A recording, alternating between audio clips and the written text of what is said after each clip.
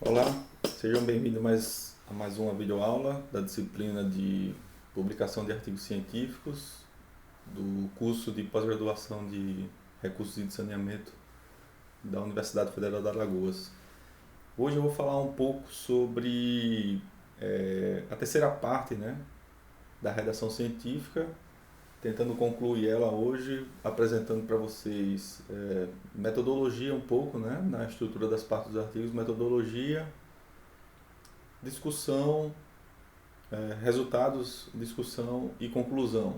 E falar um pouquinho sobre citação também e tentando mostrar algumas ferramentas que a gente pode utilizar para o processo de citação e referenciamento.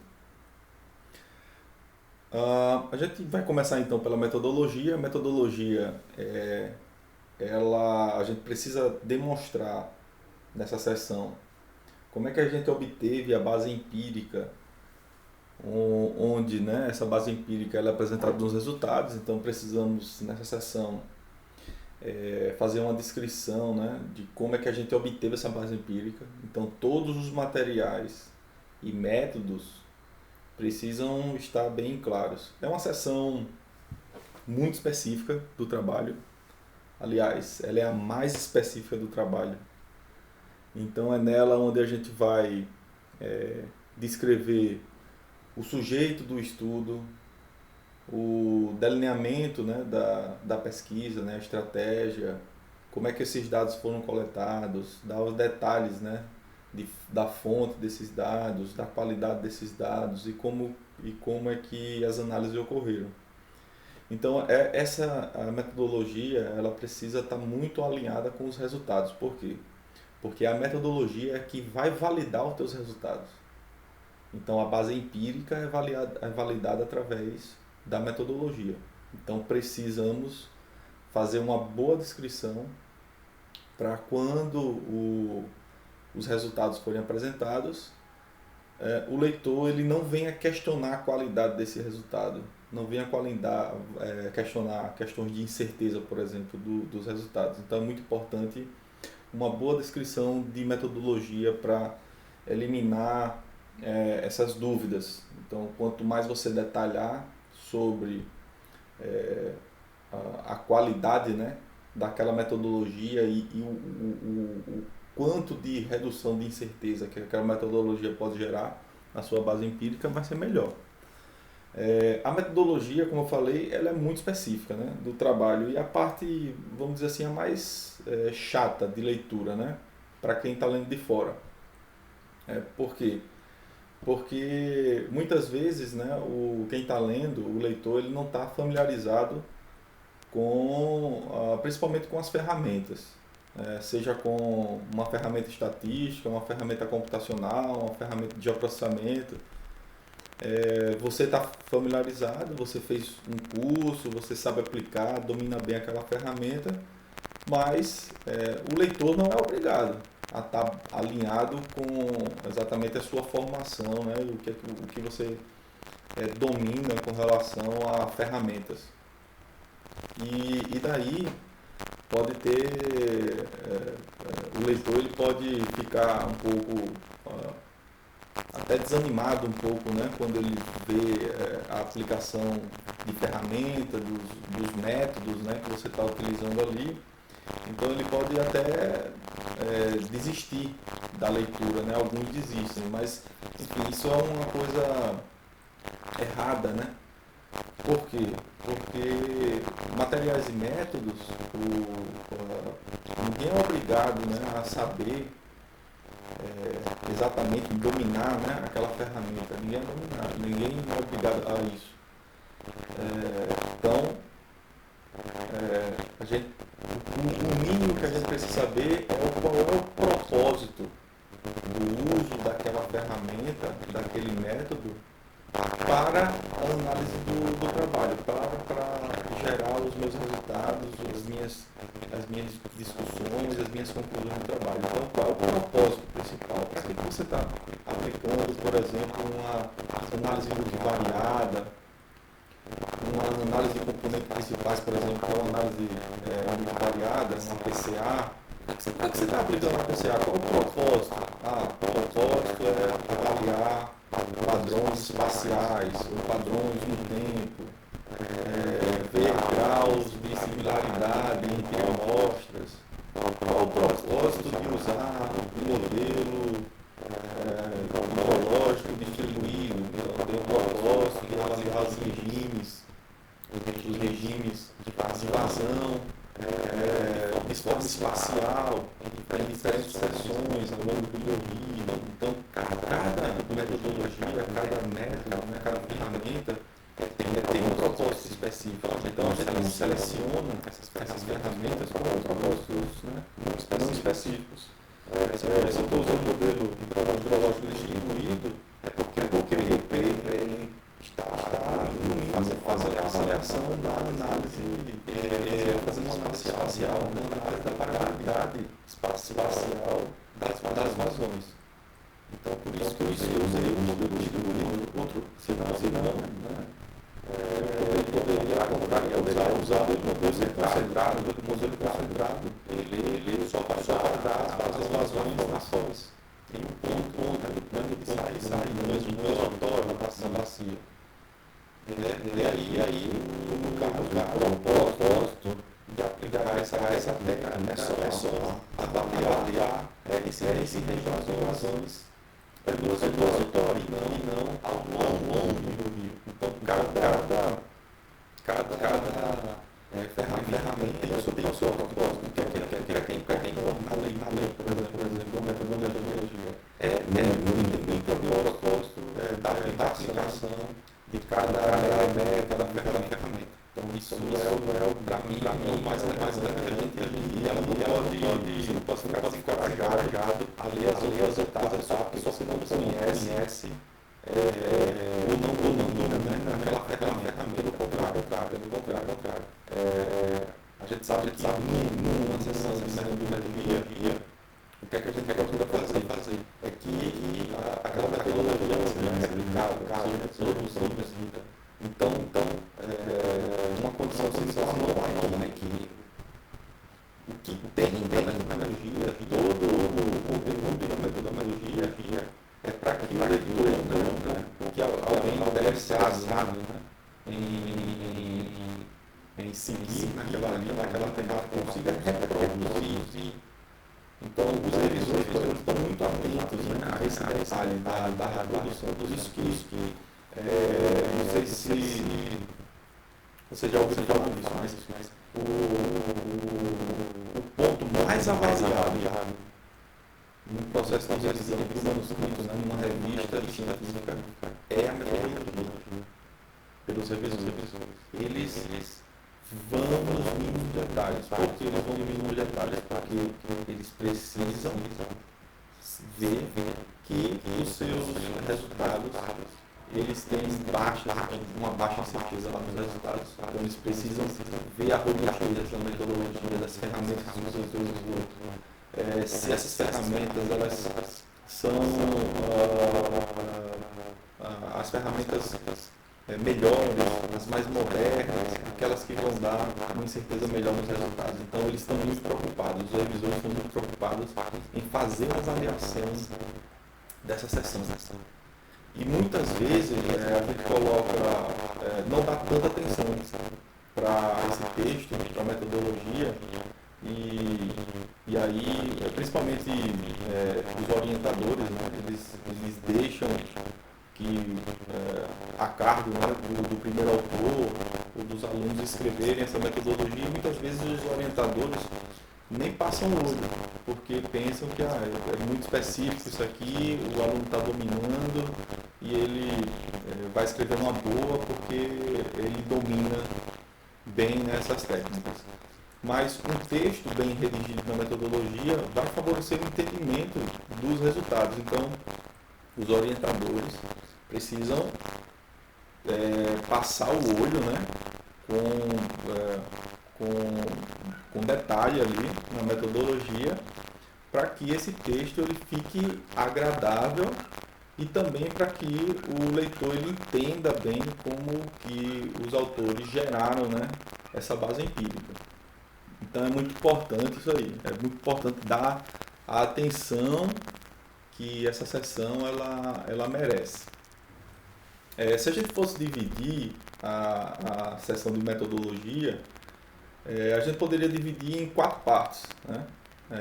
A primeira parte, os autores precisam apresentar o sujeito do estudo, o objeto do estudo. O objeto do estudo ele pode ser, sei lá, pode ser um vírus, pode ser um grupo de animais, pode ser uma bacia hidrográfica, pode ser uma estrutura, uma laje, um pilar, e você quer fazer uma avaliação, né, dos esforços desse pilar com determinadas características de materiais. Então, o sujeito do estudo ele é muito específico, né? Então, e é assim tranquilo assim de descrever. Essa descrição do sujeito, ela ela não é tão complicada. Mas uma coisa que um erro muito comum na descrição do sujeito do estudo é não dar os detalhes necessários, principalmente com relação à contextualização da temática, né? Porque o sujeito ele está ligado à temática do teu trabalho. E muitas vezes a gente faz uma descrição muito crua do sujeito sem estar ligado a essa temática, sem essa conexão, né, com a temática do estudo.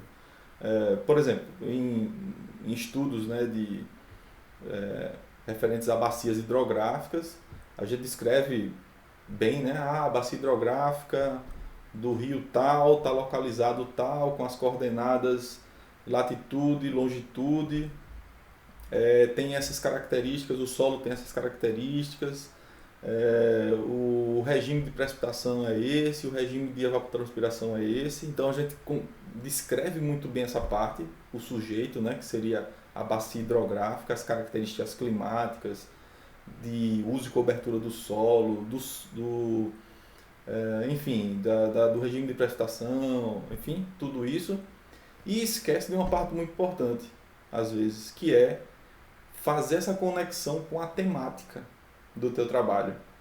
Por exemplo, se você está estudando inundações, tá? E aí a tua área é uma bacia, né? Você tem uma bacia específica num rio específico e você não dá, por exemplo, o histórico de inundações daquele local. Então, por que você vai estudar inundações, por exemplo, se aquela bacia nem passou por processo de inundação? Então, é preciso contextualizar, trazer a temática para dentro do sujeito do estudo. Senão, fica um pouquinho avulso, né? A descrição fica crua, sem estar ligado, sem ter feito esse link. Então, é muito importante, né, ver, por exemplo, fazer o histórico, falar um pouco, né, sobre processos, né, que naquela bacia, né, que favorecem esses fenômenos de inundação. Então, quais processos? Falar um pouco dessas características de bacias que favorecem o processo de inundação. E aí eu tenho uma descrição mais completa, então eu chego numa descrição mais completa do sujeito do estudo. A segunda parte é a estratégia de pesquisa. Estratégia de pesquisa ou delineamento, né, o desenho da tua pesquisa. Então é muito importante você, na sequência, falar um pouquinho sobre esse delineamento. Por exemplo, eu tenho uma lagoa, nessa lagoa eu vou fazer uma amostragem de qualidade de água. Então eu não vou fazer uma amostra da lagoa, né, como um todo, eu vou amostrar partes dessa lagoa. Então, de forma pontual, eu vou em campo com a equipe necessária, com os equipamentos necessários e coleto a água dessa lagoa em pontos específicos. Então você está coletando pontos específicos, mas no final você quer dar uma resposta do todo. Então isso é um detalhe muito importante, né? Sempre o delineamento amostral ele é uma parte de um todo. Então isso tem que ficar muito bem alinhado, porque na hora da discussão você vai precisar ampliar ah, um comportamento que você está mostrando, né, um comportamento muito específico, né, no espaço pontual, para uma coisa maior, para fazer uma avaliação maior, para descrever a dinâmica, né, de toda a lagoa, como é que ela se comporta. Então você vai usar técnicas, né, para que você consiga extrapolar esse dado que é pontual, certo? Então, extrapolar do ponto de vista de discutir também, não é extrapolar valores absolutos, não, eu falo de interpolação, não estou falando isso, estou falando de extrapolar os conceitos, né? As conclusões que você vai tirar de cada ponto, você consegue também extrapolar para um todo. Então, nesse tópico, a gente precisa fazer uma descrição muito bem feita dessa estratégia de pesquisa, né, que a gente utilizou, a quantidade de amostras, ou se for um trabalho, por exemplo, de modelagem, eu preciso descrever a ferramenta computacional ali, descrever, ou no mínimo, né, fazer uma descrição curta, indicando, né, a referência onde tem uma descrição mais completa. Tem em trabalhos, né, que usam ferramentas computacionais ou ferramentas estatísticas, um erro comum por exemplo, trazer muita informação ali, né, que às vezes é desnecessária daquela ferramenta, porque, como eu falei, o mais importante é o propósito da aplicação daquela ferramenta. Então, o que é que a gente pode fazer? A gente pode citar a ferramenta, fazer uma descrição curta, certo? No que cabe ao trabalho, e aí eu cito, né, um outro trabalho caso o leitor ele queira saber mais detalhes, né, sobre a equação matemática ou o esquema, né, que ele usou ali para um determinado módulo. Então, enfim, eu posso tranquilamente, né, fazer uma citação para um trabalho mais completo. E para o meu trabalho eu trago um resumo, né, uma descrição curta daquela ferramenta e destacando, né, o propósito da aplicação daquela ferramenta, né, para o meu trabalho. E na sequência eu vou precisar apresentar os dados, né, que eu utilizei.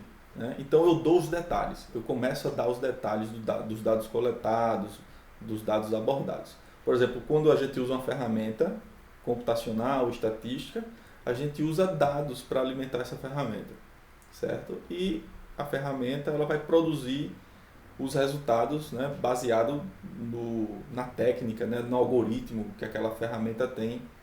Então vai produzir um resultado. Mas eu preciso detalhar exatamente esse dado de entrada na ferramenta, que vai para a ferramenta.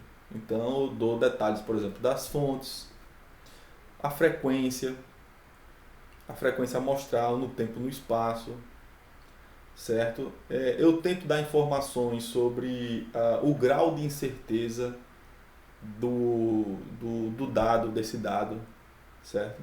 Então, e aí eu posso, por exemplo, se for um equipamento, uma sonda de qualidade de água, para cada parâmetro de qualidade de água, eu tenho um grau de incerteza na temperatura. Então aquele valor medido não é absoluto, aquele valor medido ele tem uma precisão em torno daquele valor. Então ele pode ser, por exemplo, a precisão de 1 grau. Então aquele valor de 25 graus de temperatura, ele pode variar, se o equipamento, né, tiver uma precisão de 1 grau, ele pode variar entre 26 e 24. Certo? Então cada parâmetrozinho ele tem uma incerteza, uma precisão, e eu preciso descrever, né? E mostrar, principalmente, mostrar que essa precisão é baixa. Para quê? Para que o leitor ele tenha uma segurança exatamente dos resultados que você está gerando. Porque o que é que está acontecendo?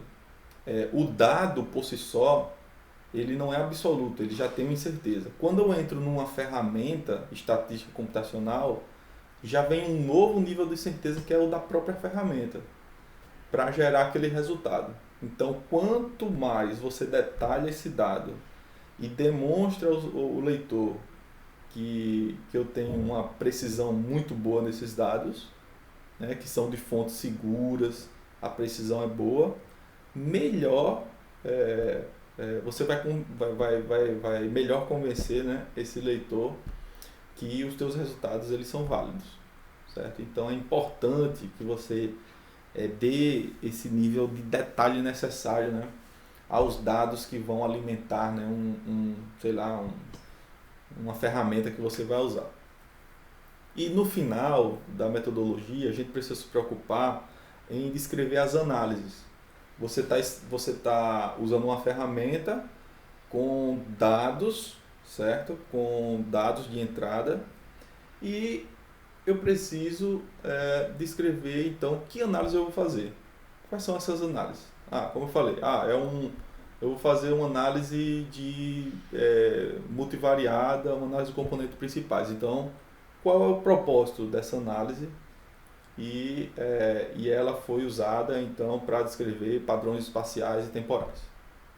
Então, eu vou analisar esses padrões usando essa técnica estatística, certo? Se for um trabalho de modelagem, eu vou fazer simulações de cenários de mudança climática, por exemplo. Então, esses dados eles foram analisados, né? Esse período aqui foi utilizado para calibrar o modelo, e eu vou fazer uma análise de mudanças climáticas e eu vou estabelecer esses cenários de mudanças climáticas. Então, o cenário estabelecidos, por exemplo, pelo IPCC, e a gente vem listando, né, os principais cenários, as características desses cenários, como cada cenário afeta, né, nos dados de entrada. E aí eu dou toda essa contextualização das análises, né, que vão ser feitas, né, e aí vocês certamente já observaram, né, que esse tópico específico da metodologia ela está muito alinhada, né, com o tema, né, porque, enfim, é o que vai nortear, né, toda a discussão. São as análises que você está fazendo, né? Então isso vai nortear muito, né, tudo que vem pela frente, né, em termos de resultado e de discussão também. Mas se vocês seguirem essa regra desses 4 tópicos na metodologia, não vai ter erro. Vocês vão fazer uma boa metodologia, com certeza, né? Peçam, né, para os seus orientadores revisarem bem, né, essa metodologia para ver se está faltando alguma coisa, porque isso é um peso, como eu falei, é um peso muito grande no processo de revisão do manuscrito. A gente tem que dar uma importância muito grande, que é o ponto mais avaliado pelos revisores, certo? Bom, eu vou dar alguns detalhes assim no texto de metodologia para que a gente fique, enfim, para que a gente tenha um melhor rendimento, por exemplo, nesse tópico. Ser minucioso, sem cair no exagero. Tem muito essa questão, né? A metodologia ela precisa permitir a reprodução, mas a gente não precisa ser prolixo para isso. Para permitir a reprodução, a gente não precisa descrever 10 páginas. A gente pode fazer uma descrição curta, né? E como eu falei, tem coisas, né, que a gente pode fazer uma citação, em alguns casos a gente pode fazer uma citação e referenciar trabalhos, né, que apresentam detalhes maiores, né, sobre aquela técnica, sobre aquela ferramenta. Então, é importante ser preciso nesse ponto para fazer com que a metodologia ela seja mais compacta possível, mas ela deve permitir a reprodução, né? Então eu tenho que ter essa medida boa, tá? Então tudo que for relevante tem que ser colocado, e o que não for relevante, né, tem que ser obviamente retirado. Ao apresentar a informação na metodologia, é importante que você tente fazer com que o leitor ele entenda aquela ideia naquela frase ou no máximo na próxima frase. Então é importante não deixar dúvidas assim, né, nos textos. Isso é geral, né, não só para a metodologia, mas a metodologia precisa ter essa atenção com relação à transmissão, né, dessa ideia que você está colocando, porque pode, como é um texto muito específico, pode afastar o leitor da leitura. Então, quanto mais você trazer uma informação clara e precisa, né, em uma frase, melhor vai ser com que o leitor ele tenha aderência ali, né? Ele tem aderência àquela leitura. Uma forma boa assim de entender bem a metodologia é, primeiro, fazer com que o leitor ele entenda os detalhes, né, do teu trabalho, para depois ele ter uma noção do todo, certo? Então é seguir nesse fluxo de ideias, né, detalhar bastante o teu trabalho, o que é que você quer, onde é que você quer chegar, para depois o leitor ele ter uma noção, né, do todo. Essa sequência de apresentação é muito boa. Eu até recomendo, se possível, que essa sequência ela seja colocada em tópicos, né? Por exemplo, metodologia é o capítulo 2. No capítulo 2 eu vou botar o 2.1, descrição da área de estudo. 2.2, delineamento amostral. 2.3, descrição dos dados de entrada. E o 2.4, as análises que eu quero fazer. Então é importante, se vocês puderem fazer isso, é bem interessante, porque daí o leitor, como a metodologia já fica, né, estruturada, separando em tópicos, o leitor ele pode dar uma atenção maior ou menor num tópico, certo? Então, se ele quer saber mais detalhes sobre um tópico, ele vai e se concentra naquilo ali, então facilmente ele acha no texto. Então isso agrada muito, né, o processo de leitura, separar em tópicos. Então zele por essa sequência. Obviamente, essa sequência não é rígida, é uma sequência recomendada. Vocês vão ler aí artigos, né, onde você tem a metodologia sem tópico nenhum, sem subtópico, né, ou metodologias com mais subtópicos do que eu estou falando aqui, que são esses 4. Mas esses 4 são, vamos dizer assim, os tópicos básicos, né, para que tenha um entendimento completo do que foi feito e da base empírica que vai ser obtida, né, como é que você vai obter essa base empírica. Então, não é uma regra, mas é uma estrutura recomendada aí para que você tenha um êxito melhor, né, com relação à avaliação. No mínimo, os avaliadores vão ver, vão tentar observar, né, esses pontos aí na metodologia. Muito bem. E outra dica importante na metodologia é, se possível, apresentar o delineamento da pesquisa num esquema. Pode ser uma figura, pode ser um fluxograma, pode ser até de forma, nem em esquema, mas pode ser até uma forma textual, apresentando o delineamento geral assim do processo, né, da pesquisa e de como é que você obteve aquele resultado, né, saindo, enfim, do dado ali, passando pela ferramenta até chegar no resultado. Uma coisa importante para falar é que o nome do laboratório não é uma premissa válida, certo? Nesse caso do delineamento, né? Então, as minhas amostras foram analisadas no laboratório tal, da universidade tal. Enfim, ele pode até trazer uma ideia de credibilidade, mas não é uma premissa válida, né? Então esse argumento é um argumento só de autoridade. Então a gente tem que fugir desse tipo de argumentação. Então é importante que você descreva basicamente, né, as análises que foram feitas no laboratório. Mas o laboratório em si não é garantia do dado ele ter uma incerteza. Né? Toda análise de laboratório ele tem uma incerteza agregada.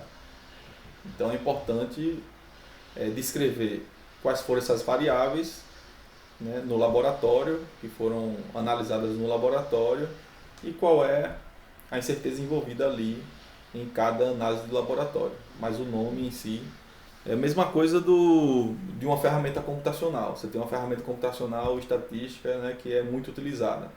E aí você é até recomendado você colocar o nome da ferramenta, certo? Estatística ali na descrição da metodologia. Claro, a gente vai ter que colocar isso aí.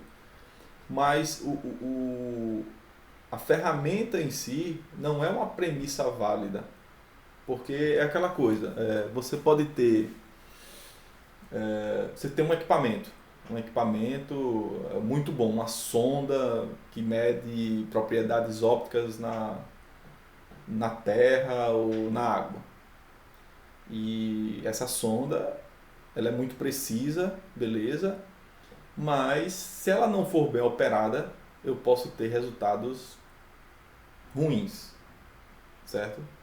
Então, se eu colocar o nome do equipamento por si só, o equipamento tal produzido por essa empresa, então já vai dar uma ideia que o equipamento ele tem uma pequena incerteza, mas se você opera aquele equipamento mal, você vai ter um resultado muito ruim de ponta. É a mesma coisa de laboratório. Então, o laboratório é credenciado, ele é acreditado, mas se eu tiver algum problema na análise de uma variável, eu vou ter um resultado ruim de ponta também daquela variável. Então é importante fazer essa descrição para que o leitor ele tenha segurança no teu resultado. E só o nome do laboratório ou só o nome do equipamento ele não vai dar, né? Então ele não vai dar. Então só um argumento de autoridade, você dizer, eu usei o modelo tal, eu usei o equipamento tal para isso e ponto final. Sem dar detalhes, né? Desse protocolo, das análises, enfim, sobre as réplicas. Por exemplo, se eu estou fazendo em laboratório, eu tenho réplica, uma determinada amostra para avaliar exatamente, né, a incerteza do resultado, né, daquela amostra, né, ao final da minha análise. Então, muitas vezes a gente faz réplica, tréplica, 3 análises para uma mesma amostra e no final a gente vê que a variabilidade foi pequenininha, que prova que aquela análise ela é válida. Então é assim que a gente consegue ter uma melhor validade, né, daquela análise em si. Muito bem. Por exemplo, quando você está usando um modelo matemático, é importante, né, que passe no mínimo por um processo de calibração. Porque você não pode dizer, eu usei o modelo tal para fazer uma análise de qualidade de água. Sim, mas esse modelo ele é válido? Ele é válido para esse tipo de situação, para avaliar esse tipo de fenômeno? Ele é válido? Então, só o nome do modelo em si não é um argumento válido. Então, eu preciso, por exemplo, ter uma sessão de calibração, onde eu mostro para o leitor que que o leitor pode aceitar, né, aquelas conclusões, porque o modelo ele tem uma incerteza muito baixa, né, demonstrada na fase de calibração.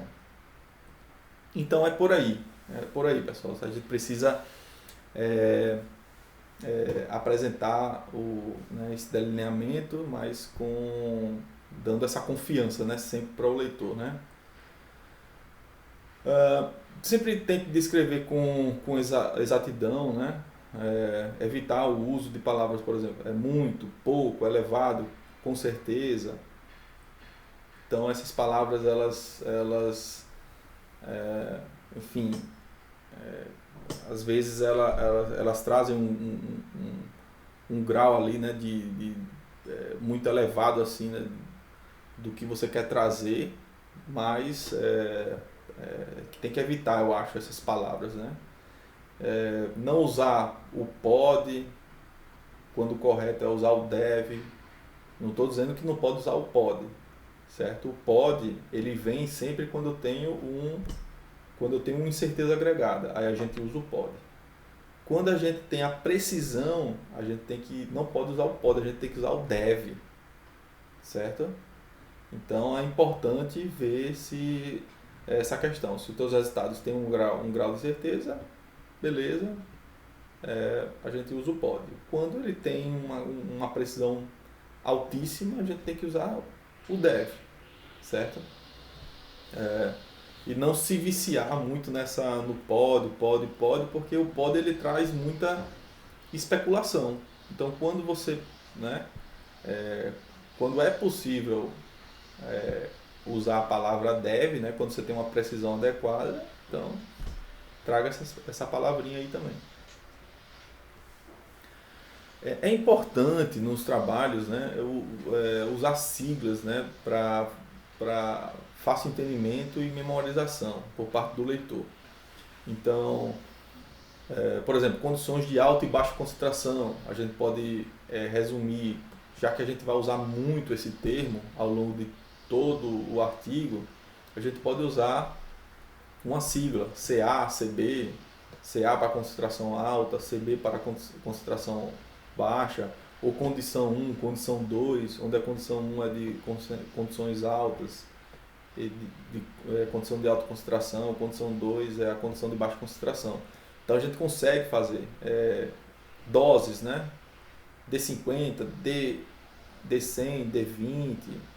Então, ao invés, por exemplo, de dose 1, dose 2, dose 3, o D50 ele já traz ao leitor que aquela dose ali já está ligada a uma quantidade, né? Então, se você usa uma sigla que está mais alinhada a uma determinada condição, facilita o entendimento, né, daquela sigla, né, ao longo da leitura, certo? Então tentem usar, né, siglas de fácil entendimento e de memorização para primeiro reduzir, deixar o texto mais compacto, né, e trazer rapidamente, né, a ideia ao leitor. O aproximadamente, né? O termo aproximadamente a gente usa bastante, né, em artigos. A gente pode substituir o aproximadamente com o tio, né? Por exemplo, aproximadamente 27 graus, vocês estão vendo ali. Então, tio, 27 graus Celsius. O CA também, os trabalhos mais antigos, né, eles trazem o CA ponto, que é a abreviação de aproximadamente também. Como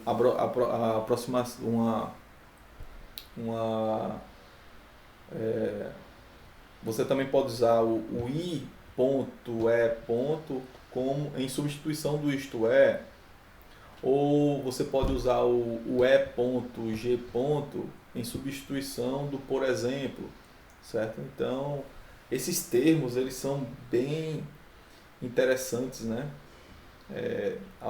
Porque eles se repetem muito, né, ao longo do artigo, e eu particularmente uso bastante, né? O I ponto E ponto, o E ponto G ponto e o aproximadamente também, que é o CA ponto, certo? Então, eu trouxe aí duas maneiras aí para vocês substituírem, então, aproximadamente, né? Pode ser pelo tio ou pode ser pelo CA ponto. Vamos então para a seção de resultados. Então já passamos pela metodologia, a seção de metodologia eu acho que já está esclarecida. Agora vamos falar um pouquinho sobre os resultados. O que é que são os resultados?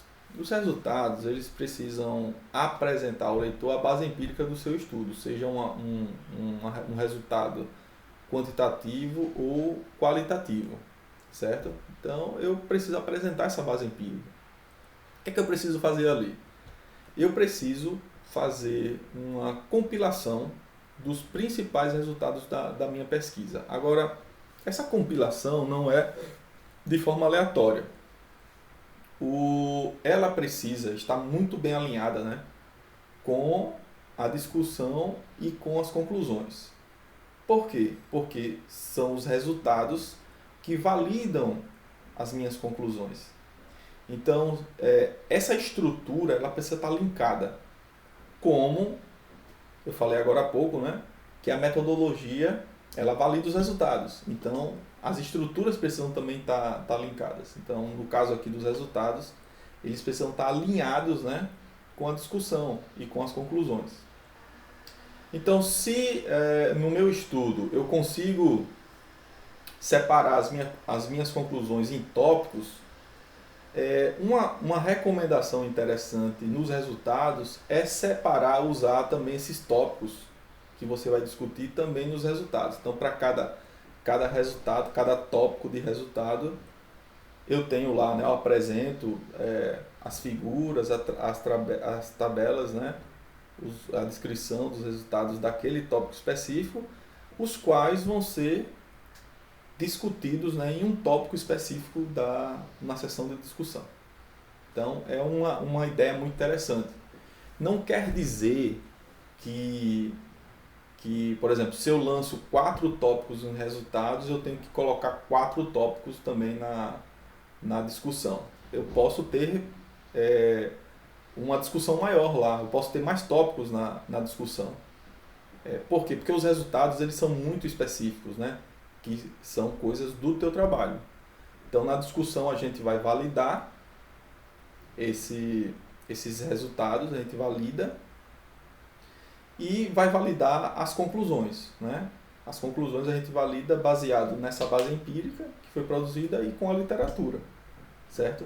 Só que na discussão a tendência é você generalizar, ampliar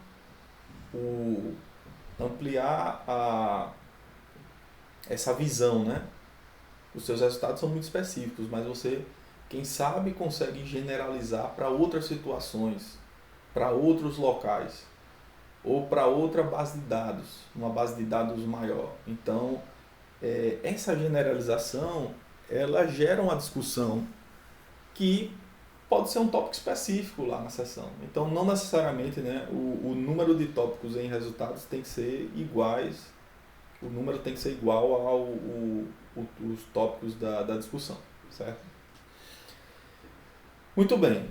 Qual é a recomendação aqui? É só incluir resultados necessários para sustentar as conclusões, certo?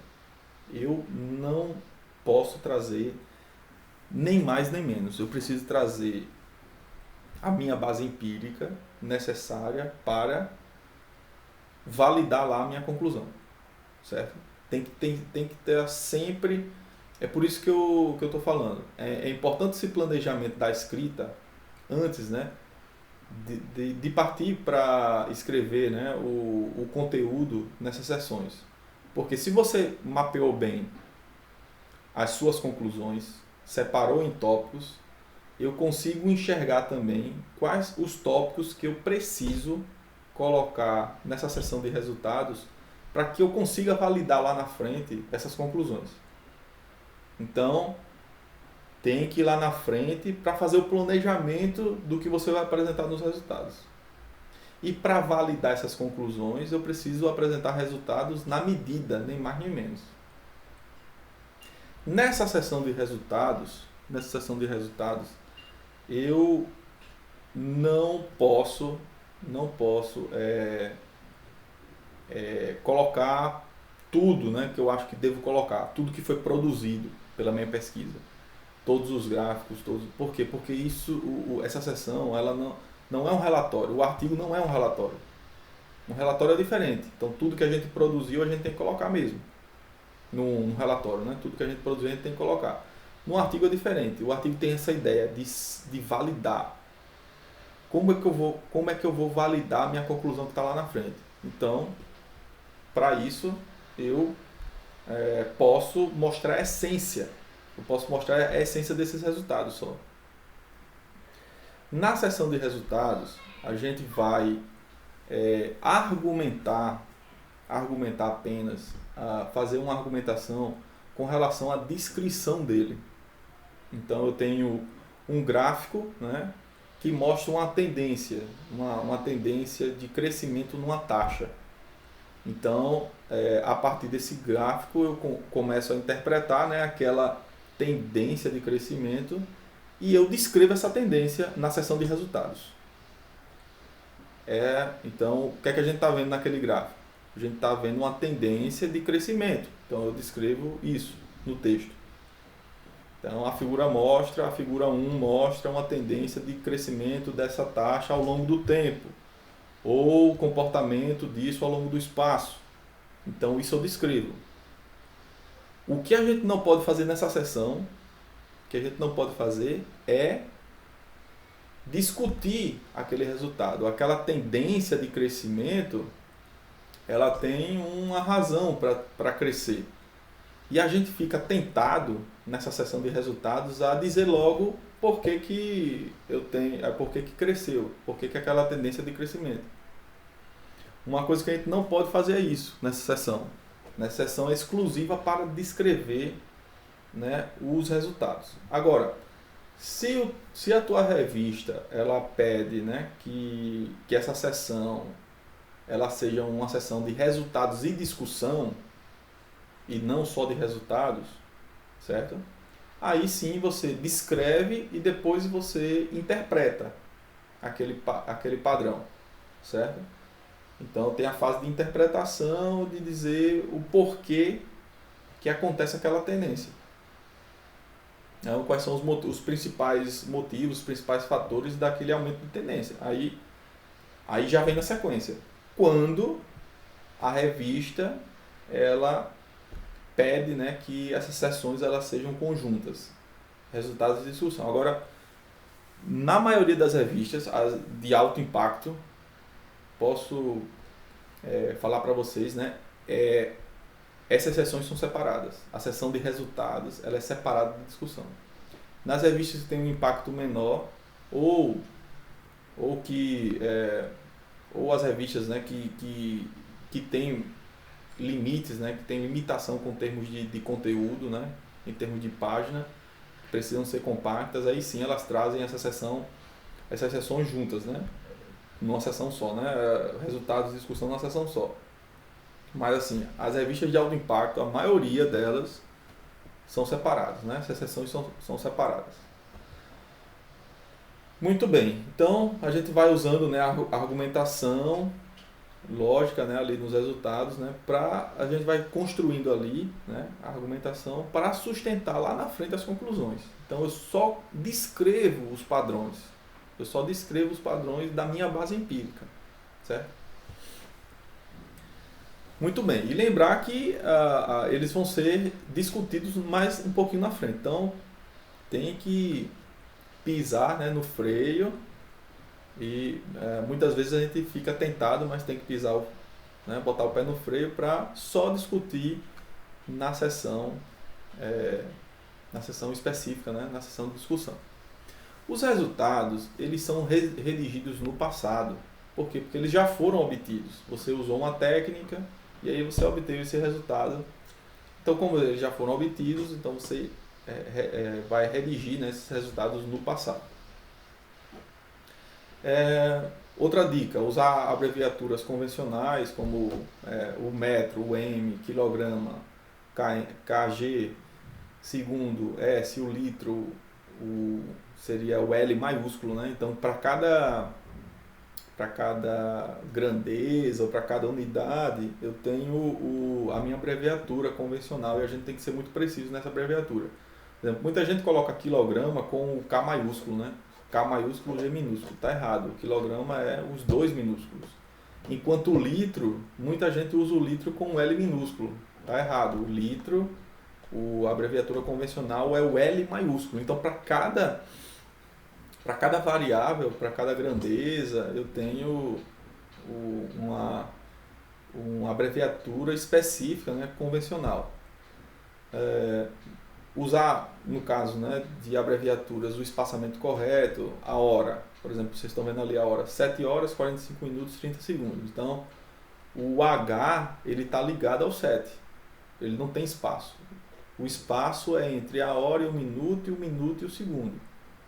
Então, tem que usar de forma precisa isso. O ângulo, né, ali também, ó, você vê que o grau ele está ligado ao número, né, 101 graus. Está ligado, sem espaço. Aí depois eu tenho o espaço entre o grau e o minuto e o espaço entre o minuto e o segundo. Certo?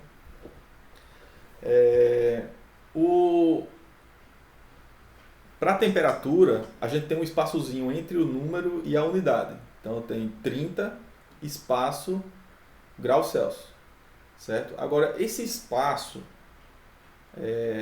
ele pode ser perigoso, porque se essa informação tiver no final ali, né, no final da linha, o que é que pode acontecer?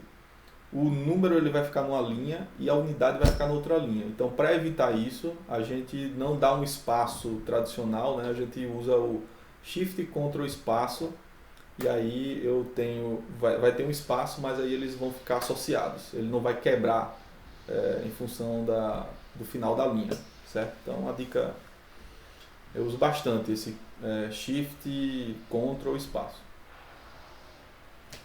Outras dicas ali, o símbolo não tem plural, certo?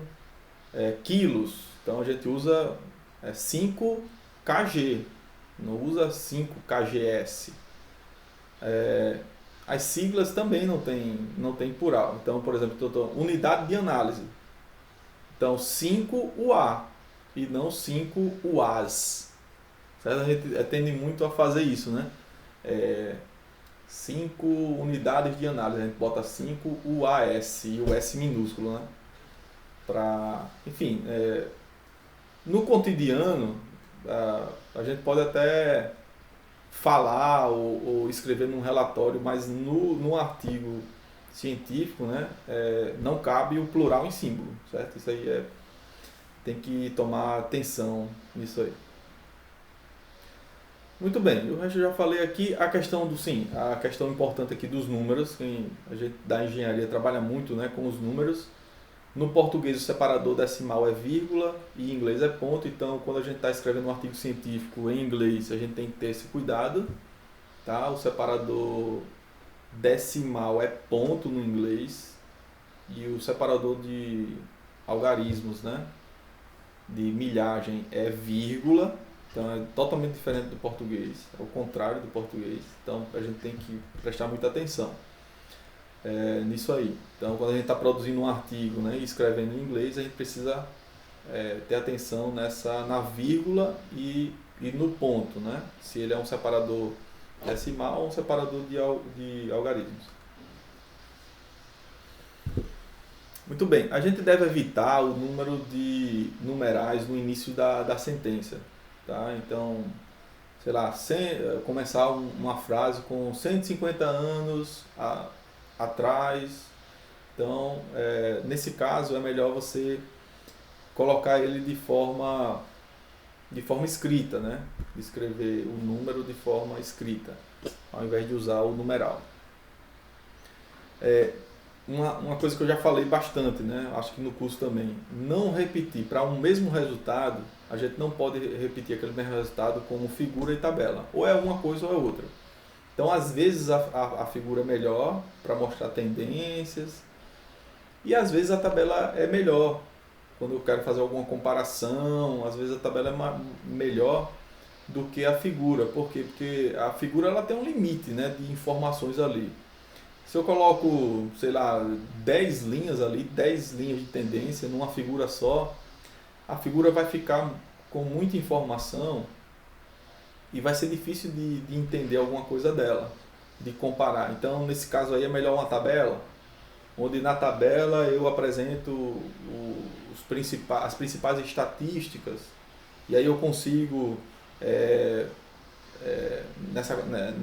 nessa análise comparativa, né, avaliar esse grau de variação de um cenário para o outro, por exemplo. Então, tem que usar, né, a figuras e tabelas da melhor forma possível, tá? Então, sempre com essa noção. Agora, nunca usar figura e tabela para descrever o mesmo resultado. Isso aí não pode jamais acontecer.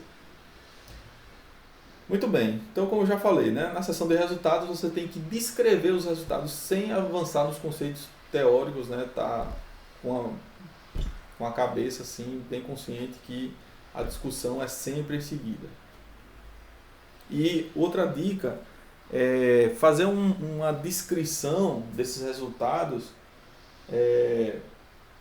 com relação às variáveis operacionais. Então, restringir as variáveis operacionais. Por quê? A variável teórica você pode usar na discussão.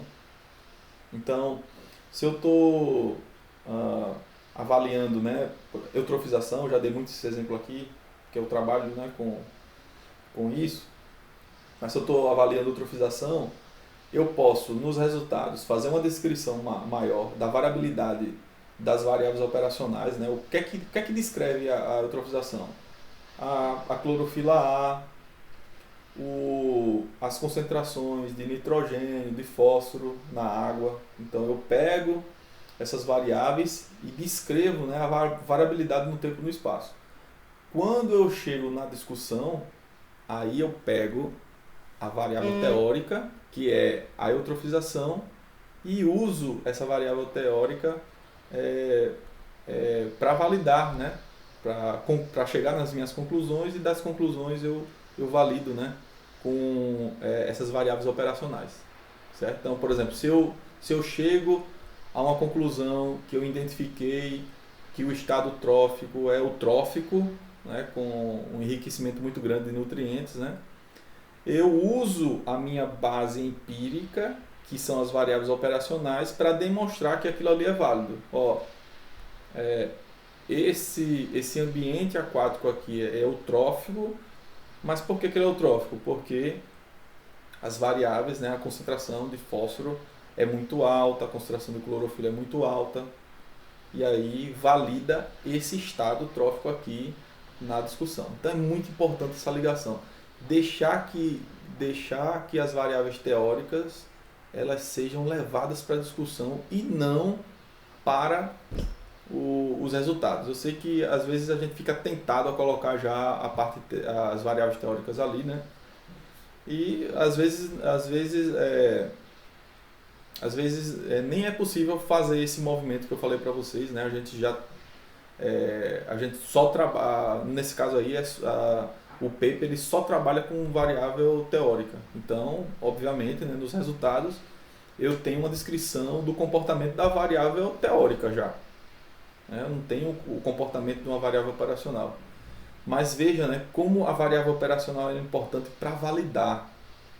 Porque se você usa a variável operacional na descrição dos resultados, você tem uma capacidade muito maior de validar a variável teórica pelo padrão da variável operacional. Então é importante, quando for possível, né, quando for o caso, se restringir à descrição de variáveis operacionais nos resultados. Então, algumas dicas que eu já falei até, né? Para mostrar variações, prefira figuras. Para mostrar números absolutos, prefira tabela. Quando você tem muitos cenários também, né? Para comparar, eu acho que tabela é bem melhor para visualizar. Para comparar gráficos, isso é muito importante. Fazer comparação de gráficos, a gente padroniza as escalas.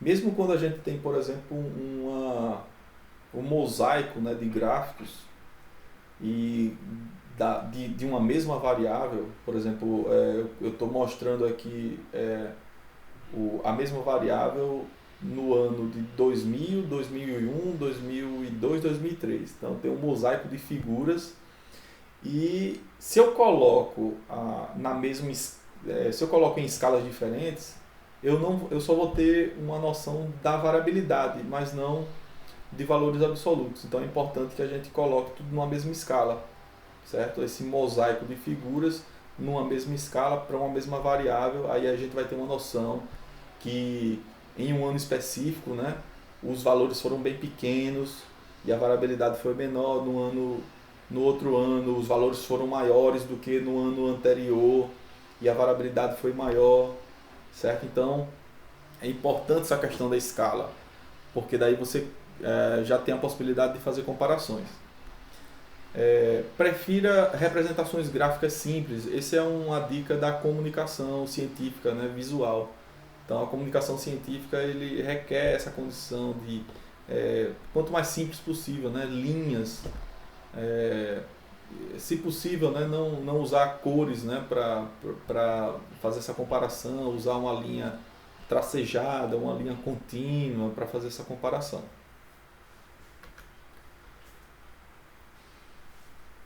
Para mostrar variações ao longo da abscissa, preferir o gráfico de linha.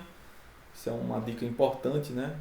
Variação ao longo da abscissa. Então, se na abscissa eu tenho tempo, eu mostro uma linha, né? Uma média móvel ao longo do tempo. Então, essas médias móveis geralmente são gráficos de linha.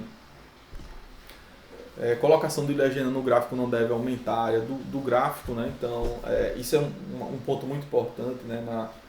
As legendas do gráfico, elas precisam ser legíveis, né? Uma coisa que a gente vê muito nos trabalhos são legendas que não dá para ler os números, as informações ali da legenda, fica muito ruim de ver, ou a resolução é muito ruim. Então a resolução ruim dificulta também a leitura. E a outra coisa também que a gente vê muito nos artigos é que os valores, né, dos eixos, né, os valores dos eixos, ali no eixo X, no eixo Y, esses valores também eles têm que estar num tamanho adequado para a sua leitura. Então muitas vezes a gente se preocupa com a legenda e depois esquece de aplicar aquele mesmo tamanho de fonte também nos labels, né, nos rótulos ali que estão aparecendo no eixo X, no eixo Y. Tentar sempre padronizar o tamanho da fonte nesses rótulos, né? Nesses rótulos dos eixos também. Muito bem. Gráfico de barra é muito melhor do que o gráfico de pizza, né? Então você vê o pessoal que usa gráfico de pizza geralmente é muito raro, né? Você vê num artigo de qualidade você vê um gráfico de pizza, né? É muito melhor usar o gráfico de barras para comparação. Não coloque valores numéricos sobre as barras ou pontos, né? Então isso vai trazer muito mais informação do que já é necessário, porque os valores já estão no eixo. Então por que você vai colocar valores absolutos, né, das barras? Muitas vezes o leitor não está interessado naquela precisão do valor, mas ele quer saber só se variou o comportamento. Então, levando em consideração isso, é totalmente desnecessário apresentar os valores numéricos em cima de barras ou dos pontos, né, que estão no gráfico. Só vai contaminar mais, só vai trazer mais informação e vai dificultar mais a mensagem que você quer passar. Muito bem, essas figuras e tabelas elas precisam ser autoexplicativas, né? Então isso também é uma arte da comunicação, né, científica visual. Então você precisa fazer com que o leitor rapidamente entenda o que está ali no gráfico. Uma estratégia também do artigo ele ser melhor apreciado pelos leitores é dar uma atenção muito boa, né, na elaboração de figuras e tabelas, para que elas sejam rapidamente assimiladas, né, durante essa leitura. E a dica é trabalhar com elementos simples, sempre, né, elementos simples e a figura ser autoexplicativa. Então, quando eu bato o olho na figura ou na tabela, eu já consigo identificar o que ela está querendo me dizer, certo? Então, tentar chegar nesse grau, né, de comunicação visual. Outra coisa importantíssima que tem que ser falada aqui na seção de resultados são as legendas, né, de figuras e tabelas. Essas legendas, geralmente as legendas uma observação assim geral que a gente vê nos trabalhos de baixa qualidade é que essas legendas elas não conseguem descrever de forma robusta, né, o que o gráfico, ou a figura ou a tabela quer apresentar. Então as legendas são muito resumidas em trabalhos de baixa qualidade, né, muito resumidas. Então o que é que a gente tem que procurar fazer? Legendas que consigam explicar de forma completa, né, aquele gráfico ou figura ou tabela. Mas você pode me perguntar, Marcos, se eu vou fazer uma descrição completa, então eu vou penalizar o texto, porque eu vou citar aquela figura, aquela tabela no texto e eu vou descrever aquele resultado. Sim, você também vai descrever de forma completa ali no texto, certo? Mas com outras palavras, porque na legenda a gente precisa fazer com que o leitor ele entenda o comportamento das coisas. Então a legenda ela precisa ser bem elaborada, muito bem elaborada, mas não pode ser uma cópia do que está apresentado no texto. Por que eu falo isso, que a legenda tem que ser muito bem elaborada? No mesmo nível, quase, né? No mesmo nível ou próximo, né? Do que a gente tem uma descrição ali no texto. Porque muitos leitores, foi feita uma pesquisa, né? A maioria dos leitores, eles fazem isso aqui. Eles pegam um artigo, primeira coisa que eles fazem, lê o título, observar as figuras e tabelas e depois ele vai ler o resumo.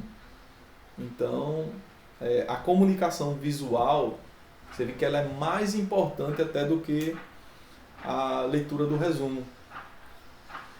Então, praticamente a segunda impressão, né? Porque a primeira é o título, depois a segunda impressão são os resultados. Então, se a gente consegue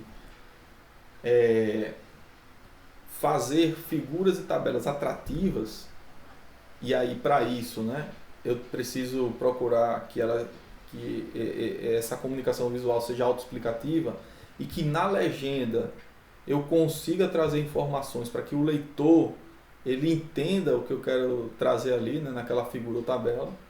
Então, se eu consigo fazer isso, praticamente eu fisguei o meu leitor. Então, o leitor ele praticamente fidelizou, porque ele gostou bastante, né, dos resultados que ele viu no teu artigo, e daí ele vai ler as outras partes. Resumo, introdução, e aí vai seguir na leitura completa. Mas por isso que a gente tem que dar essa importância, né, na figura e na legenda. Porque ela vai ser... esses elementos vão ser os elementos, né, os primeiros elementos vistos, né, pelo leitor. Até nessas grandes bases, né, na Elsevier, por exemplo. A Elsevier, ela tem um artigo, o artigo resumo, e aí você tem as figuras aqui, ó, do lado, passando as figuras. E aí você pode passar as figuras, você tem acesso.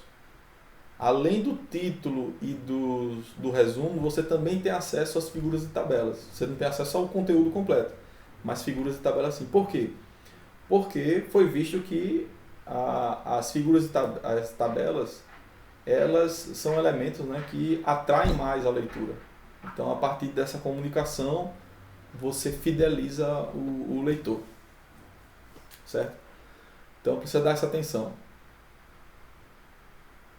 Muito bem. Vamos para a sessão de discussão agora. Essa é uma sessão, eu diria, uma das mais importantes, né, do artigo. E ela é talvez a mais complexa, né, de se escrever, porque vai ter muito elemento ali. Vocês vão precisar ter o processo criativo, ele vai precisar ser aplicado muito, né, nessa sessão. Então, a discussão traz a interpretação dos resultados obtidos. Então, tem interpretação desses resultados. Mas essa interpretação me leva, então, a conclusões, e essas conclusões precisam ser validadas. Então, a gente precisa buscar esse movimento sempre. Então, qual é o principal objetivo, então, da discussão? É mostrar ao leitor que em razão dos métodos que eu usei e em razão dos métodos que eu obtive, é que o leitor ele deve aceitar as conclusões do estudo. Então, veja só, eu tenho 3 elementos aí importantes. Eu tenho a aceitação da conclusão. Então, eu consigo, né, através dos meus resultados, enxergar conclusões. Então, eu preciso fazer com que o leitor ele aceite ela, mas baseado em quê? Baseado na validade dos resultados e na validade dos métodos que eu usei. Então é esse movimento que a gente tem que procurar fazer. No tópico de discussão, o que é que eu recomendo no tópico de discussão? Sempre, né? Sair de uma estrutura mais geral para uma específica, certo? Mais específica, de uma geral para específica, para trazer na discussão, logo no começo da discussão, a principal conclusão do seu trabalho e depois ir validando essa conclusão maior com os resultados, com os métodos usados, mas também com as conclusões menores. Vejam só, eu tenho uma conclusão maior, né, no trabalho maior, e tenho conclusões menores. As conclusões menores sustentam a essa conclusão maior. Essa conclusão maior, ela vai ser usada mais na frente, né, na conclusão, para que eu consiga mostrar ao leitor qual foi a minha contribuição na temática, na área, e por que agora, né, essa fronteira ela andou e ela agora foi modificada. Então, eu preciso destacar essa conclusão maior, certo? E a minha recomendação é destacar ela no início da sessão de discussão. Bom, alguns estudiosos recomendam exatamente o contrário, né? Sair do específico para o geral, esse movimento de ideias, né? Saindo de conclusões menores até chegar na conclusão maior, certo? Ali no final da discussão, e depois pegar aquela conclusão maior e levar para a sessão de conclusão para você mostrar ao leitor, né, que da sua contribuição, a temática, a grande área, certo? Então essa é uma estratégia também, mas particularmente eu gosto mais quando eu vejo que a conclusão principal ela está logo no início da discussão e que tudo da discussão foi usado para validar aquela conclusão maior. Eu particularmente acho essa estratégia, né, de lógica muito mais atrativa. A gente aplica bastante, assim. Eu sempre tento orientar os meus alunos para colocar esse fluxo de ideias, né? Muito bem. Então, enfim, para isso, antes de continuar com relação a algumas dicas, para isso, a gente precisa organizar bastante, né? Planejar esses tópicos que vão ser discutidos. Então, como eu falei, esses tópicos discutidos podem estar alinhados, né, com os tópicos dos resultados, certo? Podem estar alinhados. E na discussão a gente vai ampliando mais, né? A tendência é generalizar a nossa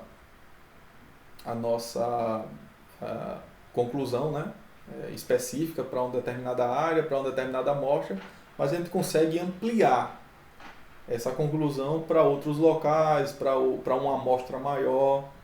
Então é importante ter isso claro na cabeça. Então a sessão de discussão, ela pode, né, é recomendado que você separe ela em tópicos primeiro, né? Faça esse planejamento da separação dos tópicos, certo? Que pode ou não estar alinhado aos tópicos de resultados. E para cada tópico desse, você precisa dar uma resposta completa, certo? Aquela conclusão. Então, no primeiro tópico, né, eu quero avaliar os padrões espaciais. Então, eu de cara já trago que os nossos resultados demonstraram que a variabilidade espacial da clorofila tem esse comportamento. E aí eu de cara eu trago isso. Né? Porque é a interpretação daquele resultado, né? Que você obteve lá na seção de resultados, então você já traz isso como uma conclusão. E aí eu vou validar aquele padrão espacial com a minha base empírica, com a literatura, os trabalhos anteriores, né? Mas não fazendo uma discussão fofoca, né? Fulano viu isso, eu vi isso no meu trabalho, mas fulano viu isso, ciclano viu isso. Não. Os trabalhos, a base, o conhecimento prévio, ele tem que ser utilizado na contextualização da validação e não para dizer o que ele fez. O trabalho fez isso, o trabalho fez aquilo. Eu tive esse resultado, mas o fulano teve esse. E é parecido com o meu. Essa necessidade, né? Muitas vezes a gente tem a necessidade na discussão de mostrar que o nosso resultado ele é igual ao outro. Na verdade, isso é um pouquinho um tiro no pé.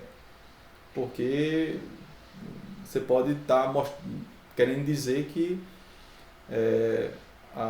o que você fez, o outro já fez há 3, 5 anos atrás. Então isso pode ser até um tiro no pé. Então a minha recomendação é que vocês usem a base, né, literária na temática para construir uma argumentação, para validar aquela conclusão que você está colocando ali. Então você separou em um tópico, padrões espaciais, e aí eu preciso validar aquele meu padrão que eu identifiquei. Então eu valido também trazendo, né, a minha base empírica, os estudos anteriores, para tentar ampliar, né, exatamente essa conclusão. Né? E aí, obviamente, né, os métodos que você utilizou para chegar nesses padrões podem também ser discutidos ali naquele tópico, né? Porque o método ele traz uma incerteza, então você pode descrever um pouco sobre limitações daqueles resultados obtidos, né, em função do método que você utilizou, e dizer que o padrão talvez poderia ser um pouquinho diferente do que a gente encontrou, dado que o método ele tem uma limitação nesse ponto, e aí você vai discutindo, certo? Então é muito importante, né, esse planejamento de escrita antes, né? Como eu falei para vocês, tentando seguir essa estrutura. E aí a gente vai falar algumas dicas, né? Primeiro, né, conduzir a discussão com a argumentação lógica. Então, como eu falei, precisa ter esse fluxo bem definido de ideias, do geral para o específico ou do específico para o geral, mas o leitor precisa enxergar esse fluxo. Tá? Minha recomendação é trazer a conclusão maior, né, e depois ir validando tudo, né, mas pode ser o inverso, do específico para o geral, e depois quando chegar na conclusão, o final da minha discussão ele já é o começo da minha conclusão, certo? Quando a gente faz o cone, né, saindo do específico para o geral. Uma coisa que a gente precisa usar muito, né, são as conjunções na discussão. Portanto, logo, pois, como, mais, embora, porque, entretanto, e aí vai. Todas essas conjunções, elas precisam vir, né, na discussão, porque ela abre sempre, né, espaço para uma argumentação de sequência. Então eu mostro um padrão e aí eu entro, por exemplo, na frase seguinte com um entretanto, e aí eu tenho uma ideia que eu quero mostrar que ela tem uma possibilidade que nega, né, que pode negar aquela ideia que eu mostrei na frase anterior. Então, o entretanto ele serve para isso. Entretanto, pode ter algumas situações que o comportamento é esse, e aí eu apresento uma referência de um estudo onde teve um comportamento diferente.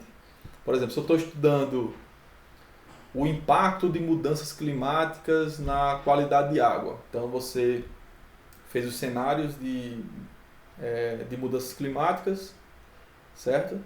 E aí você chegou na conclusão. E para esse cenário aqui de aumento de temperatura, vai dar, a qualidade da água vai piorar. E aí você chega com essa conclusão, e aí você vê que em outro artigo teve uma conclusão diferente da sua. Entretanto, então você começa a frase, entretanto, alguns estudos demonstraram que o efeito do aumento de temperatura pode produzir uma melhoria nos padrões de qualidade de água. E aí você vai, né, na discussão ali tentando justificar. Mas por quê que é diferente? Certo? Por que deu essa diferença? Por que no seu local funciona de um jeito e em outro local funciona de outro? E aí a gente começa a confrontar essas bases, ver questão de limitação, ver questão do contexto, né?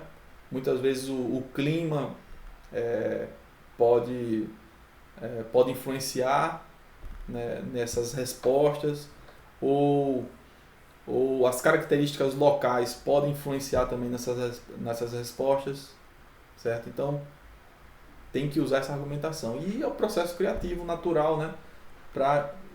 Com essa mentalidade sempre, né? De validar. Eu preciso validar uma conclusão onde de cara eu trago ali, né? No começo do parágrafo eu trago de cara essa conclusão e aí eu vou validando na sequência. Cada parágrafo da discussão pode ser estruturado dessa maneira, né? Da primeira fase, trazer uma conclusão e a sequência validar, né? Com essas bases aí que eu já falei. E aí você vai fechando, né, os parágrafos.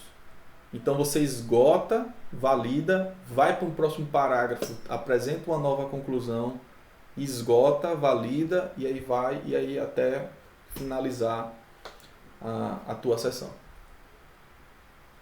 Como já falei, discussão fofoca, fuja dela.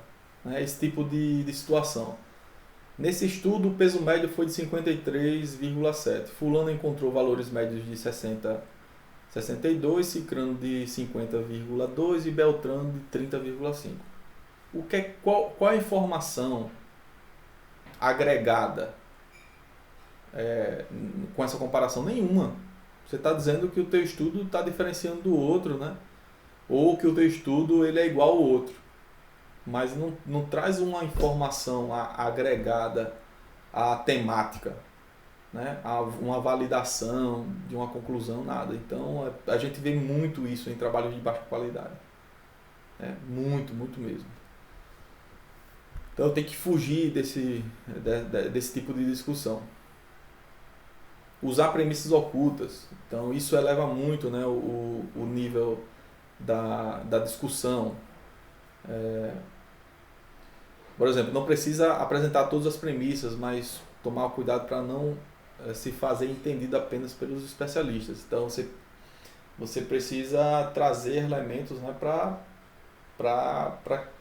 que você se faça entendido, né, pelo especialista, mas também por aquele leitor, né, que não tem tanta experiência no assunto, mas que precisa entender. Então, se a gente for observar, né, artigos aí de alto impacto, ou assim, os artigos mais famosos, né, na área de saúde, de genética, eles sempre trouxeram conclusões, mas de um nível assim, de argumentação simples, né, que todo mundo entende.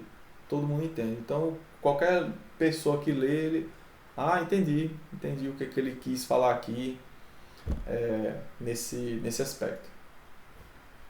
Então, usar premissas ocultas é sempre uma boa, né, para elevar o nível da discussão. Excluir o excesso de literatura. Eu acho que uma coisa importante, né, assim, a literatura ela tem que ser muito usada, né, na introdução para justificar o objetivo do trabalho. Na discussão, eu também trago. Agora, veja uma coisa importante que eu queria colocar aqui.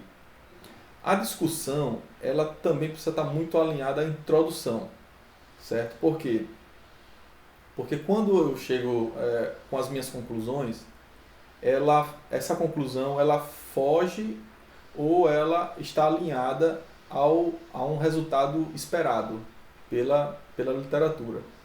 Então, e onde é que a gente enxerga o padrão esperado? Na introdução.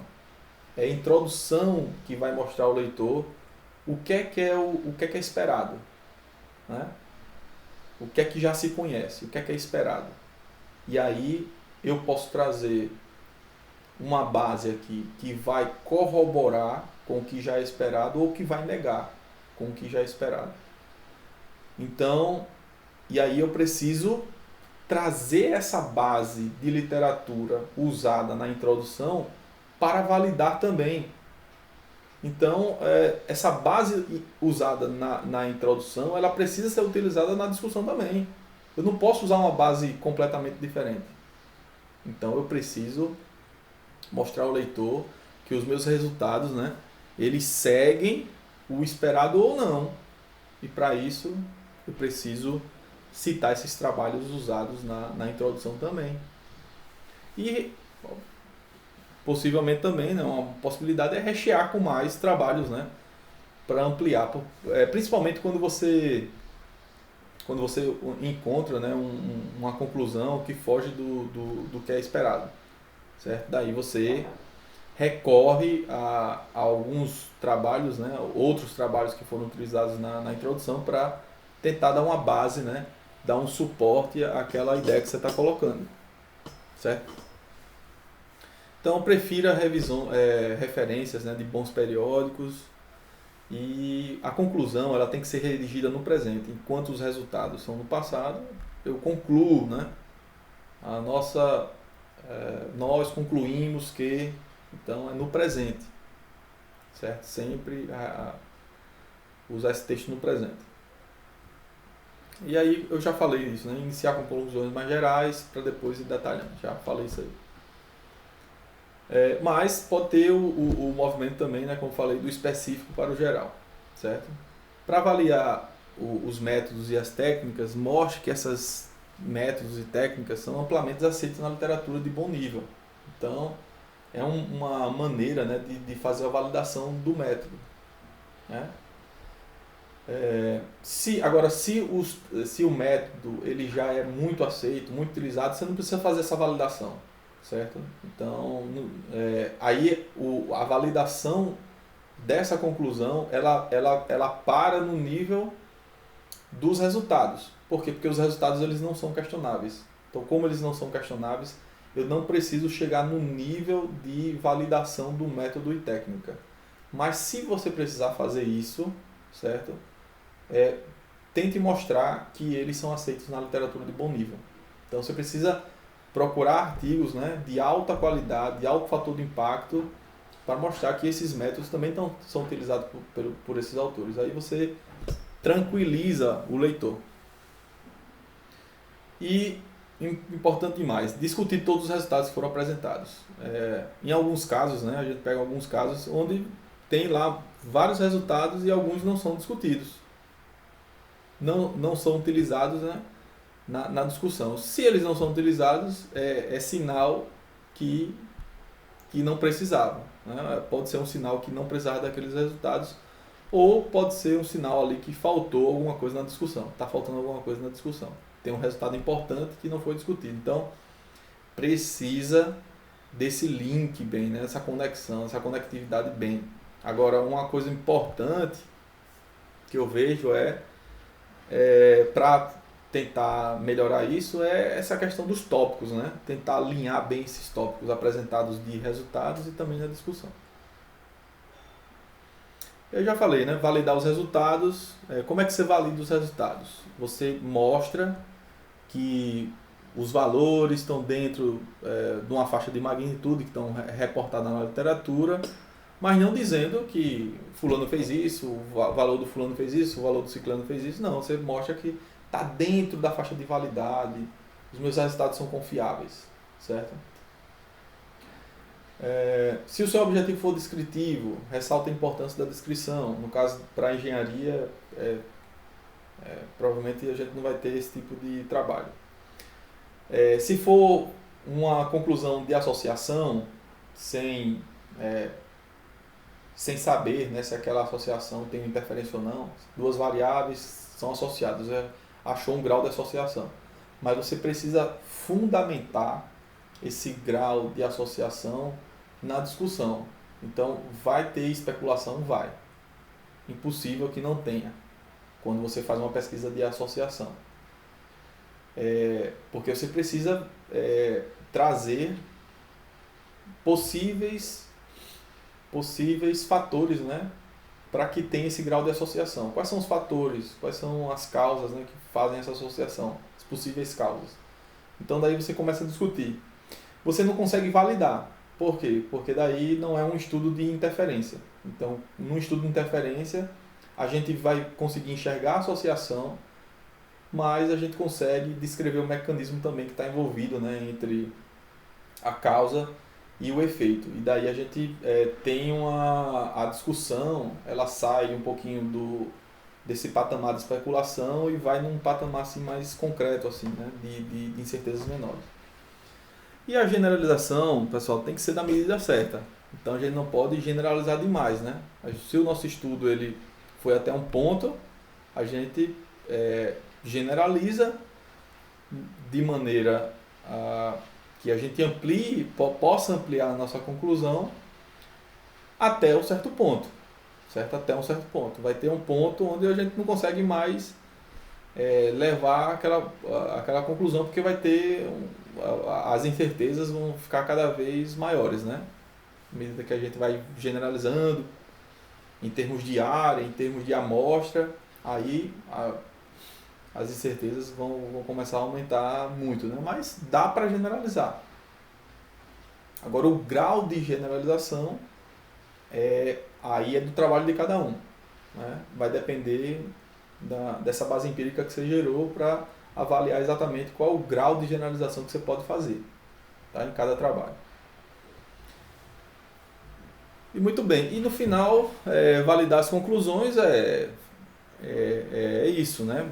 Você precisa validar, mostrando que as suas conclusões elas corroboram com conclusões mais amplas, né? E elas são válidas também para outros locais, outros organismos, sujeitos, comunidades. Tá? Então aí você vai generalizando, ampliando mais. Então é assim que a gente consegue validar nossas conclusões. Conclua sempre se baseando em premissas válidas e aceitas. Traga, né, o que é que... como eu falei para vocês, no começo do parágrafo, a gente uma forma legal de fazer uma discussão é trazer essa conclusão logo no começo. Mas quais foram as premissas que a gente vai utilizar, né, para validar essa conclusão aqui? Para que o leitor ele aceite essa conclusão. E aí eu vou colocando, né, as premissas, né? E aí vem a minha base empírica, a literatura, os meus métodos, aí eu vou usando as limitações, aí eu vou usando tudo isso de forma a argumentar, né, a validar e para fazer com que o leitor aceite de forma clara aquela conclusão. E para fechar, pessoal, as conclusões, né? O que é que são as conclusões? Quando eu tenho, então, na discussão, quando na discussão o leitor consegue enxergar bem a conclusão geral, né, do trabalho, a conclusão que dá para generalizar, o que é que a gente deve fazer na conclusão? Pegar aquela conclusão geral e mostrar qual é a importância daquele seu trabalho no desenvolvimento da temática ou da área, certo? Então eu tenho esse papel. O professor Gilson Volpato ele coloca assim, né? Então você tem uma conclusão, imagine que o conhecimento geral é o teto e o objetivo é fazer com que a sua conclusão ela cole, né, no teto, grude no teto. E para isso eu preciso de uma liga. Então, a conclusão é isso, é mostrar essa liga do teu trabalho com o que se já conhece, ou seja, com o desenvolvimento da temática. E a outra coisa é, depois que o teu trabalho está lá, que deu a liga na temática, é mostrar o que é que mudou agora. O que é que mudou? O que é que mudou na temática com essa contribuição sua? O que é que pode mudar? Para onde a temática ela deve ir? Né? Para onde a temática ela deve ir em função da tua contribuição? E aí vem a questão de recomendações, né? Limitações de trabalho, discussão, aquela discussãozinha que a gente vê. Só que a gente tem que ter cuidado, né, com relação a esse tipo de argumentação que a gente leva nas recomendações. Essas recomendações não é o que ficou faltando para o teu trabalho. Você não deve destacar isso. Ficou faltando isso. Isso é limitação. Todo trabalho tem limitação. E muitas vezes a gente pega essas limitações e coloca como recomendação. E a gente não vê, muitas vezes não vê essa questão da amplitude, né? que o nosso trabalho pode dar à temática, né? E qual é o rumo, né, em função da minha contribuição? Qual é o rumo agora da temática em função da minha contribuição? Que rumo, né, essa temática, essa área pode tomar em função da contribuição que eu estou dando? Então, as minhas recomendações, as melhores recomendações são nesse sentido. Dos rumos. Qual é o rumo que a temática tem que tomar? Em função do que eu vi, da minha contribuição. Aí mata a pau, porque o leitor ele começa a enxergar um caminho. E esse caminho, já na cabeça do leitor, ele já começa a formular novas hipóteses, novas ideias, novos trabalhos. Então não precisa você explicitamente falar uma recomendação baseada numa limitação sua. Dizer, eu tive essa limitação aqui, então como recomendação do trabalho é melhorar esse ponto. Não. Isso é implícito, isso fica implícito quando o leitor ele já lê a limitação. E o que é que ele quer enxergar como recomendação? Qual é o rumo? Qual é o rumo agora? Depois que o seu trabalho apareceu, qual é o rumo agora da temática? Então tentem pensar nisso. Pensem nisso na conclusão. A conclusão não é uma cópia, não é um recorte, né, de pontos principais da discussão. Muita gente faz recorte. É como se fosse um resumo da discussão. Não é. Essa sessão conclusão, ela precisa só enfatizar essa importância do seu trabalho na temática. Então ela é muito, muito importante, muito, enfim, ela é bem mais geral do que o que está sendo discutido ali, né, no tópico na sessão de discussão. Pronto, e para fechar a questão de literatura, né? É o processo de citação de referenciamento. Eu já falei um pouquinho aqui, né, sobre esse processo de citação de referenciamento. Os trabalhos mais clássicos, eles são aqueles âncoras, né, usados mais ali para fundamentar. Então a gente usa muito, né, essas referências para fundamentar. E tem aquelas referências que são as mais recentes, assim, que você vai utilizar muito, né, para fundamentar ali o estado da arte, usar muito na discussão, que é o que está mais na ponta. Então, mas se tem um trabalho, né, que você lá antigo que precisa ser citado, tem que citar e não tem que fazer apude, né? Não, cita lá o trabalho antigo que trouxe aquela contribuição original e que, enfim, isso é importante. Uma coisa que eu queria falar para finalizar nessa parte de literatura é dar uma dica sobre um programa que eu uso muito, né, que é o Mendeley. Esse aqui, o Mendeley Desktop, onde eu estruturo as minhas revisões por pastas, né? Então eu tenho o Mendeley Desktop, é totalmente gratuito, tá, pessoal? E a gente pode criar grupos, né? Por exemplo, você está fazendo uma tese cada tese tem um capítulo, cada capítulo tem um determinado assunto. Então você separa aqui, faz grupos, né, com relação aos assuntos, né, da tua tese.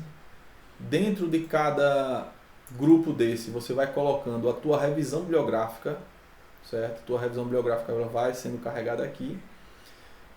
Essa revisão aqui ela pode ser feita através do próprio software, né? Ou então eu posso, em função de uma pesquisa que eu fiz, né, usando essas plataformas de pesquisa dessas grandes editoras, né, da Elsevier, da Thomson Reuters, eu posso linkar, pegar o link aqui e trazer o meu artigo para cá. E aí quando eu faço esse link, ele traz informações importantes aqui, ó, quando eu clico aqui, ó, ele traz tudo, né? Já tudo bonitinho, né? O título, os autores, o abstract, se tiver, né, naquela base, a revista, a página, então ele traz tudo bonitinho aqui. Isso aqui não foi digitado, isso aqui a gente copiou, né, a tag, trouxe para cá, então ele já traz essas informações todas organizadas. E tem o caso também onde a gente pode colocar, adicionar o PDF, tá? Então pode adicionar o PDF aqui e daí fica uma plataforma onde a gente consegue organizar melhor de revisão. Então tem PDF, tem todas as referências que eu utilizei para cada assunto, né, da minha tese, da minha dissertação. E é a partir desse banco, né, onde eu concordo, né, com tudo aqui que eu li, que está aqui dentro, é a partir desse banco que eu vou fazer citação. E essa citação ela pode ser feita nos documentos tradicionais, por exemplo, usando o Microsoft o Office, né, o Word. Deixa eu abrir aqui, que vocês vejam aqui, eu vou abrir aqui o Word. E quando a gente instala esse programa, ele vai aparecer aqui, ó, em referências. Ele aparece aqui as funções, né, do Mendeley, de, por exemplo, inserir citação, inserir bibliografia. Então eu estou fazendo uma frase aqui, e no final dessa frase eu preciso validar ela através de uma citação. Então aqui eu venho inserir citação, coloco o nome do autor, vamos dizer que é esse trabalho aqui. Então eu faço uma busca, ele já vai lá na base. Aqui está no grupo, tá vendo? Minha biblioteca, o Aquasense seria todos os artigos que eu coloquei aqui para esse conteúdo. Então eu venho aqui na minha base, seleciono e dou um OK, e aí ele já coloca a minha citação aqui no final da frase automática. E o melhor, eu, através aqui dessa função, inserir bibliografia, ele já vai trazer já vai fazer a lista de referência bibliográfica, né? Imagine que eu tenho outra frase aqui, e aí eu tenho uma outra citação aqui, ó. Essa outra citação aqui. Beleza? Aí tem uma de 2009, 2011 e automaticamente ele já incluiu aqui, ó, nas referências. Então essa seção aqui pode ser a seção de referências. Tá? Então, e aí todas as citações que foram sendo colocadas ao longo do texto, ele automaticamente vai colocando aqui no formato que eu escolher. Então, que formato é esse? Esse formato aqui é o formato da API, tá? API. Mas eu poderia trocar para um outro formato da Nature. Ou se a tua revista tem um formato específico, então você vem aqui e procura pela tua revista, tá? Pela tua revista, sei lá, o Remote Sense. Aqui estão os instalados, mas dá para buscar mais estilos aqui e fazer o download, tá? Então, tudo online, tudo linkado. Então é uma dica aqui que eu recomendo bastante, né, no processo de citação e referenciamento, usar o Mendeley, que é gratuito, né? E ele se comunica com todas as bases, né? Com o Elsevier, com a Reuters, enfim, é completo. Então, vou finalizar a aula por aqui. Queria agradecer então a paciência aí e dizer que a gente vai finalizar então o curso aqui, a parte teórica, e agora eu vou continuar com os meus alunos, né, fazendo o processo de avaliação e de mentoria, fazendo a parte de oficinas, fazendo a parte de seminários, processo de avaliação, então processo de mentoria, porque o objetivo da disciplina é que cada um produza o seu manuscrito ao final. Então, para isso, é requerido, né, essa fase de mentoria, onde eu vou acompanhar o trabalho de cada um, como é que está o trabalho de cada um nas oficinas e nos seminários. E, enfim, você que não é do curso, né, que gostou, então, não vai, infelizmente não vai ter essa parte de mentoria, né? Mas entre em contato, quem sabe, aí para a gente dar uma força, dar uma ajuda nesse processo de escrita, caso vocês tenham, tá? Então, queria agradecer a todo mundo e desejar sorte aí enfim, nos projetos, nos seus projetos e sucesso, então, na escrita científica e na publicação do seu artigo. Muito obrigado, um abraço.